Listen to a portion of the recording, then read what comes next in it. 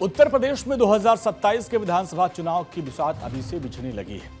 लोकसभा चुनाव में मिली बम्पर सफलता के बाद माना जा रहा है कि समाजवादी पार्टी और कांग्रेस का गठबंधन फेविकोल की जोड़ जैसा मजबूत है।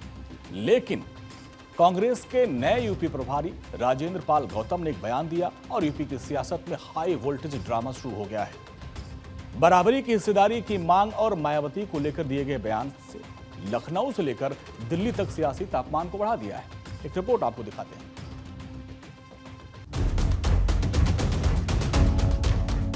उत्तर प्रदेश की सियासत में शह और बात का खेल शुरू हो चुका है। साल 2027 के विधानसभा चुनाव में अभी वक्त है, लेकिन गठबंधनों के बीच की गांठें ढीली होने लगी हैं। कांग्रेस ने अजय कुमार लल्लू की जगह राजेंद्र पाल गौतम को यूपी का नया प्रभारी क्या बनाया। उन्होंने आते ही ऐसा सियासी बम फोड़ दिया जिससे समाजवादी पार्टी के खेमे में खलबली मची। राजेंद्र पाल गौतम ने साफ कह दिया है कि 2027 के दंगल में गठबंधन तब होगा जब बराबरी की हिस्सेदारी मिलेगी। इतना ही नहीं, उन्होंने मायावती के सम्मान की बात करते हुए यहाँ तक कह दिया कि अगर बहन जी बुलाएंगी तो मैं मिलने जरूर जाऊंगा। मिशन 2027 कांग्रेस प्रभारी का बड़ा बयान, गठबंधन में हो बराबर की हिस्सेदारी, बहन जी बुलाएंगी तो मिलने जाऊंगा। 2024 के लोकसभा चुनाव में इसी सपा कांग्रेस के गठबंधन ने यूपी की 80 में से 43 सीटें जीतकर बीजेपी को चौंकाया। लेकिन अब कांग्रेस बैकफुट पर रहने को तैयार नहीं। यूपी में कांग्रेस अध्यक्ष अजय राय अगड़ी जाति से आते हैं। नए प्रभारी राजेंद्र पाल गौतम के जरिए कांग्रेस अब दलित अगड़ा समीकरण साधने की कोशिश में है, लेकिन बराबरी की शर्त पर समाजवादी पार्टी के तेवर कड़े हैं। सपा प्रवक्ता आजम खान ने कांग्रेस को सीधे सीधे उसकी हैसियत याद दिला दी।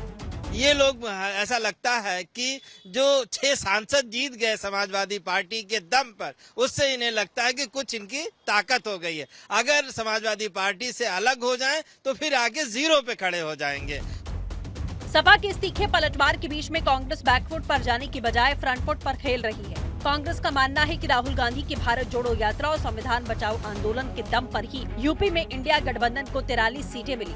इसीलिए 2027 में सम्मानजनक सीटों की बिना बात नहीं बनेगी। राहुल गांधी जी के द्वारा की गई जो पूरे देश की मेहनत थी भारत जोड़ो यात्रा, और जो संविधान के लिए उनकी लड़ाई थी कि इस देश के संविधान के मानने वाले, चाहे दलित हो, युवा हो, किसान हो, आम आदमी हो या गरीब लोग, उन्होंने इंडिया गठबंधन को वोट दिया और परिणाम स्वरूप इंडिया गठबंधन उत्तर प्रदेश में 43 सीटें जीता।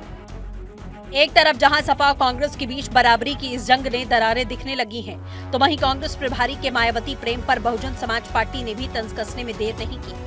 बीएसपी का कहना है कि 2027 में पूर्ण बहुमत के साथ बहन जी की सरकार बन रही है, इसीलिए विरोधी दल उनके चक्कर काट रहे हैं। लेकिन मायावती से मिलना इतना आसान नहीं। 2027 में क्या होगा, आपकी बहन जी सरकार बना रही है, ये बात बहुत क्लियर है। और ये बात आप सभी जनता के, आपको सभी को सूचित करना चाहता हूँ, अब की बार बस बीएसपी सरकार है।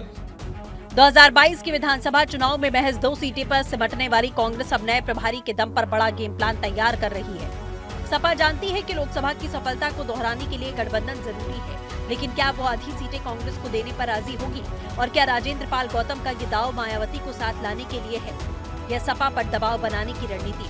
फिलहाल इस एक बयान ने यूपी की राजनीतिक गर्मी को 7वें आसमान पर पहुंचा दिया है।